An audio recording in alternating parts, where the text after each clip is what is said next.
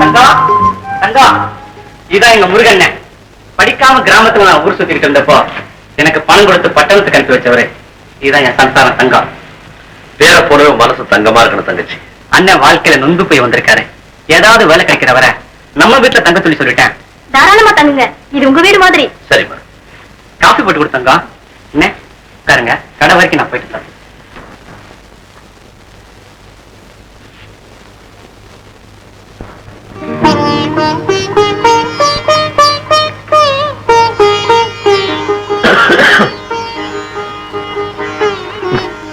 என்னம்மா 29ஆம் தேதியில மார்க் பண்ற? அன்னைக்குதான் நம்ம ரவியோட பிறந்தநாள். வருஷம் வருஷம் 29ஆம் தேதி தானே கொண்டாடுறோம். இன்னும் ஒரு வாரம் தான் இருக்கு. அதுக்குள்ள எல்லா ஏற்பாடும் செஞ்சாகணும். 29ஆம் தேதி 4 வருஷம் ஆயிடுச்சா? எல்லா ஏற்பாடும் செய்துதான் தீரணும். Happy birthday to you. Happy birthday to you. Happy birthday to you.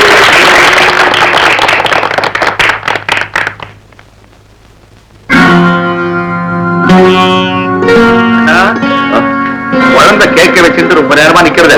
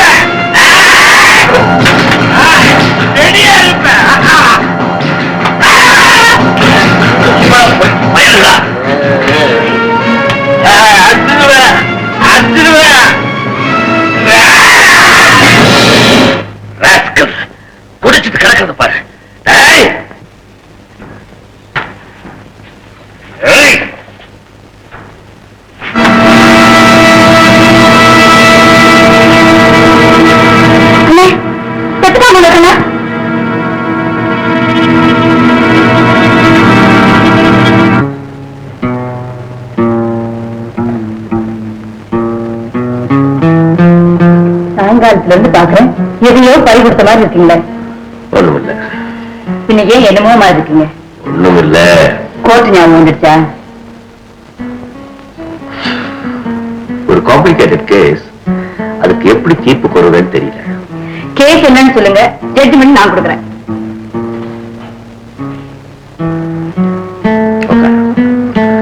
இந்த கேஸ்ல ஓன் ஜட்ஜ்மெண்ட் எப்படி இருக்குன்னு பாக்குறேன். ஒரு பொம்பளைக்கு ஒரு குழந்தை. அந்த பொம்பளை திடீர்னு வெளிநாடு போக வேண்டிய அவசியம் வந்துருச்சு. அவ என்ன செஞ்சா, தன்னுடைய குழந்தைய இன்னொரு பெண்ணுகிட்ட கொடுத்து தான் வர்ற வரைக்கும் வளர்த்துக்கிட்டுவான்னு சொன்னான். அவளு குழந்தைய ரொம்ப அன்பா வளர்த்தா, சொன்ன மாதிரி. வெளிநாட்டுல இருந்து அந்த பொண்ணு திரும்பி வந்து தன்னுடைய குழந்தையை திருப்பி கேட்டான். வளர்த்தவ என்ன பண்ணா, அந்த குழந்தைய திருப்பி கொடுக்க மாட்டேன்னு சொல்லிட்டான். இதுதான் கேஸ், கோர்ட்டுக்கு வந்திருக்கு. காலையில தீர்ப்பு. நீ என்ன சொல்லுவ? இது ரொம்ப சிம்பிள். என்னது சிம்பிள்ங்கிறேன்? எப்படி? வளர்த்தவளுக்கு குழந்தைகிட்ட எந்த உரிமையும் கிடையாது.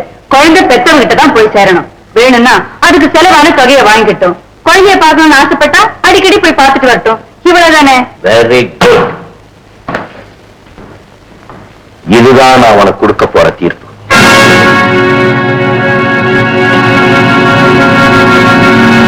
இது கோர்ட்ல நடக்கிற கேஸா இல்ல நம்ம வீட்டுல நடக்க போற குழப்பமா? நீதான் எந்த குழப்பமும் இல்லாம தீர்ப்பு சொல்லிட்டியே. ரவியை பெற்ற தகப்ப நாளைக்கு ஜெயில இருந்து ரிலீஸ் ஆக போறான். அவங்கிட்ட இந்த குழந்தையை கொண்டுட்டு போய் ஒப்படைக்க.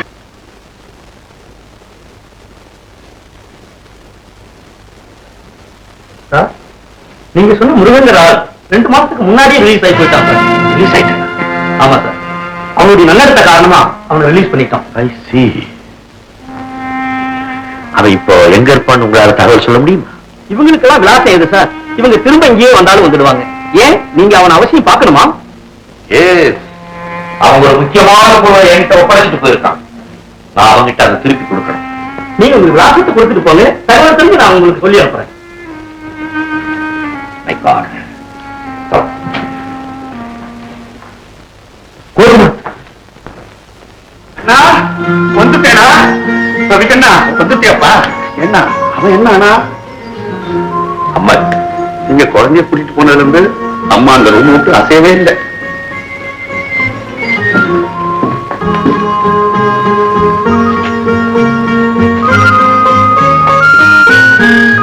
அம்மா அப்பா இல்ல அப்பா என்னை எங்கோ கூட்டிட்டு போலாமா? இல்ல அம்மா கூப்பிடாத, நான் உனக்கு அம்மா இல்ல. கூட்டிட்டு போனீங்க, ஏன் திரும்ப கூட்டிட்டு வந்தீங்க? அவங்க கண் முன்னாலே இருக்கக்கூடாது. நினைத்த வழக்கத்தில் கொடுப்பீங்க, திடீர்னு கூட்டிட்டு போவீங்க. பிள்ளை இருக்க வேண்டாம். போங்க, கூட்டிட்டு போங்க, போங்க.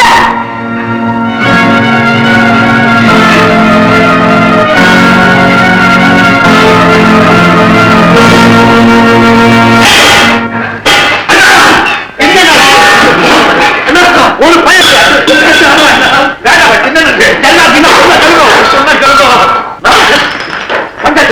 உடனே இந்த குட்டி சாத்தோட கொண்டுட்டு போய் ஏதாவது அனாதை வீட்டுல போட்டுவான். இதனால இந்த வீட்டுல எனக்கு நிம்மதியா போச்சு. இப்ப நீ குடி பொரியா கூட்டிட்டு போட்டுமா? அண்ணா நீங்களும் அம்மா மாதிரியே ஆத்திரப்படுறீர்கள், கோவப்படுறீர்கள். பாவம் சிசு.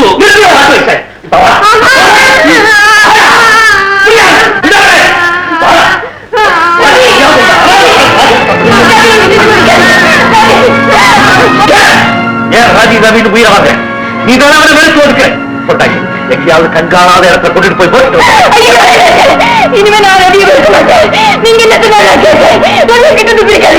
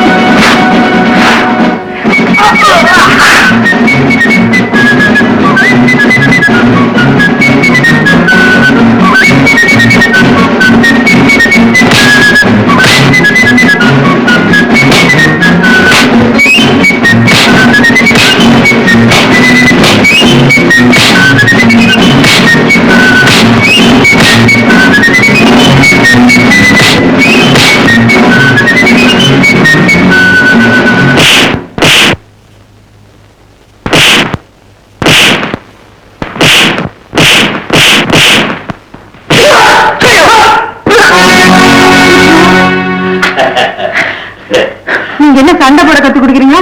புள்ளிய போட்டு அடிக்கிறீங்களா? அவனை எதுக்காக வக்கீலுக்கு படிக்க வச்சேன்? பாவப்பட்ட மக்களை காப்பாத்துறதுக்காக. எதுக்காக சண்டை கத்து கொடுக்கிறேன்? அவனை காப்பாத்திக்கிறதுக்காக. கராத்தையும் வேண்டாம், போராட்டமும் வேணாம். வா ரவி, சாப்பிடலாம்.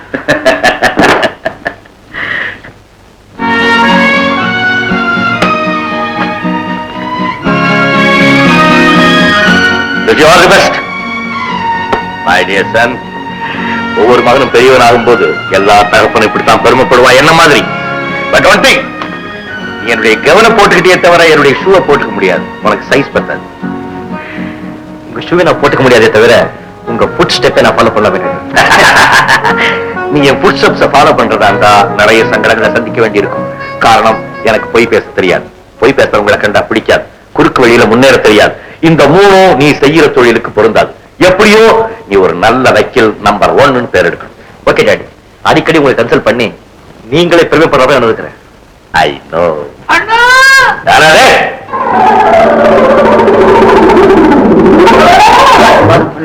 மூஞ்சி தெரியாம எப்படி ஆசீர்வாதம் பண்றது முண்டா? பஞ்சாட்சரம் பிரதமர் மாதிரி இருக்க. பஞ்சாட்சரம் பஞ்சாட்சரம் ஊர்ல இல்ல, வெளியூர் போயிருக்க. சாட்சாத் பஞ்சாட்சரம்னா? அட பாவி, இது என்னங்க வேஷம்? ஏஜுக்கு கொஞ்சம் ரிவர்ஸ் கியர் போட்டுட்டேன். Reverse gear? என்ன சொல்றேன்? 55 வயசு வரைக்கும் கட்ட பிரம்மச்சாரி. அது உங்களுக்கு நன்னா தெரியும். கடவுளுக்கே பொறுக்கல. தாம்பத்திய வாழ்க்கை இல்லைன்னா போற காலத்துல புண்ணியம் கிடைக்காதுன்னு பெரியவா சொன்னா கல்யாணத்தை முடிச்சுட்டேன். கல்யாணம் இந்த வயசுலயா? என்ன தப்பு? இந்த காலத்துல 13 வயசு பிள்ளைங்க எல்லாம் பிகில் அடிக்கிறதுகள். 55 வயசு கிழமை கல்யாணம் பண்ணிக்கிறதுல என்ன தப்பு? என்ன தப்புன்னா என்கிட்ட ஒரு வார்த்தை சொல்லக்கூடாது. டைமே இல்லண்ணா. ஓஹோ, லவ் மேரேஜோ? இல்ல பத்திரிகையில மணமகன் தேவைன்னு விளம்பரம் வந்தது.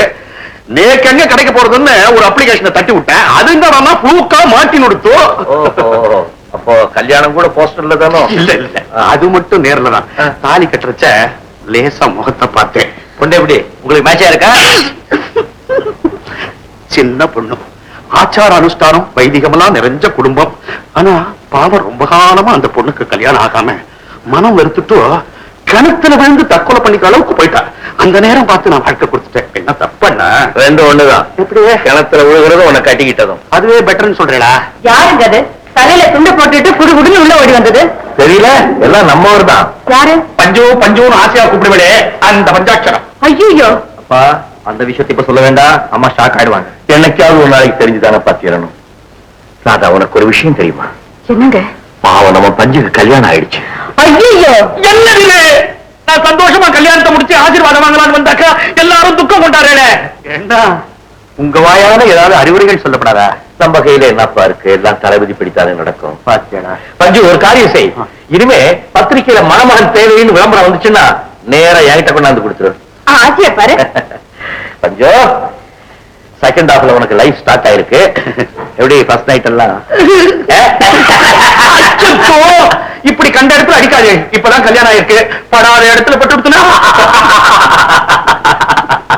ஓம் விக்னேஸ்வராய நம, ஓம் சிவனமவா, ஓம் கணமசா, ஓம் சக்தி ஆதி பராசக்தி ராஜராஜேஸ்வரி தாயே.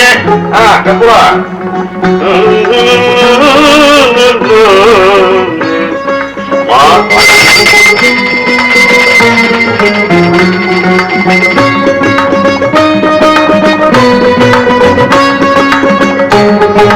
தீர்க்க சுமக்கரீ பவா, தீர்காயுஷா இருக்கணும்டாயப்பா.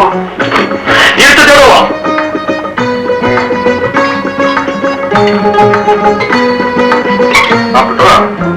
அவர்களெல்லாம் கொடு.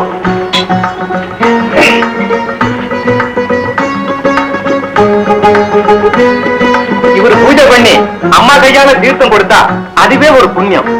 மருந்து வேண்டாம், டாக்டர் வேண்டாம். என் கையில என்ன இருக்கு? இவனுடைய அனுகிரகம், அவனுடைய கைராசி. உங்க பக்திக்கு ஏற்ற ஜோடிதாங்க இவங்க. பூஜை புனஸ்காரத்துக்கு ஒரு துணை வேண்டாமா? அதுவும் பெண் துணை. அம்மாவோட ஆజ్ఞை, பகவானுடைய அருள். திருப்பதி லட்டு மாதிரி வந்து விழுந்தது. விட முடியுமா? எடுத்துட்டேன். இவருக்கு தீரான வகுத்த வழி. டாக்டருக்கு போறாரு. போறதுக்கு முந்தி உங்ககிட்ட புண்ணிய தீர்த்தம் வாங்கிட்டு போலான்னு வந்திருக்காரு. என் ஆத்துக்காரி தீர்த்தம் கொடுத்தாலும் கொடுத்தாங்க. சகல ரோக நிவாரணி. என்னடா அம்பே, ஒரு அபெக்ஷன் தானே? 8வது 2 வருஷம் ஃபெயில் ஆயிட்டா. மறுபடியும் பரீட்சை எழுத போறேன். உங்க கையால நீங்க தான் பிரசாதம் தரணும். நட்சத்திரம் புனர்பூஸ். ஸ்ரீ ராமதுரா நட்சத்திரம். தொடர்ந்து 14 வருஷம் நிச்சயமா அவன் ஃபெயில் ஆகிட்டே இருப்பான். ஆமா, என்னடா ஏதாவது வசியமாய் வச்சுட்டு இருக்கா? எதுக்கு? வாத்தியார் கண்ணுல தடவிட்டேன்னா நம்பி காப்பி அடிப்பேன். ஊருப்பட்டா மாதிரி தான். பரீட்சை எழுதுறதுக்கு கைய நம்புறான்னா வசிய மைய நம்புறான். ஒரு காலத்தை இது எப்படி கழிக்க போறதோ நேக்க தெரியல. என்னங்க, யாரு வந்திருக்காங்கன்னு பாருங்க. ஓ, என் கப்பல். போடி, பெரியவா காலில் விழுந்து ஆசீர்வாதம் வாங்கிக்கோ. மங்களம் உண்டாவும், பாடி இன்னும் கொஞ்சம் பெருக்கட்டும். சீக்கிரம் ஒரு ஆண் குழந்தைய பத்திட்டு சந்தோஷமா இருக்கா. என்னடா கிண்டல் பண்றேன்? 20ல கல்யாணம் நடந்தா சந்ததி விருத்தி, 60ல நடந்திருக்கு நிம்மதி. எங்க பொண்ணு ரொம்ப லட்சணமா இருக்கல்ல? ஆமா, பட்சண மாதிரி இருக்கா. என்ன நான் கிண்டல் செய்யறேன்? என்னை விட ஆச்சாரம், என்னை விட பக்தி உங்களுக்கு ரொம்ப பிடிக்கும். என்னையா புகழ்றது? நல்ல புகழணும். இந்த பாருமா, பஞ்சாட்சரம் நல்ல ஆள், ஜாக்கிரதையா நடந்துக்கணும், தெரியுமா? அண்ணா, விளையாடாதே. முதல் சுமங்கலி ஆத்துக்குள்ள வந்திருக்கா. வெறும் குங்குமத்தோட விட்டுடாதே. நல்ல காஞ்சிபுரம் பட்டுப்புட வச்சு, அதுக்கு மேல 1001 ரூபாயை வச்சு கொடுக்கணும். சொல்லுங்க. வாமா.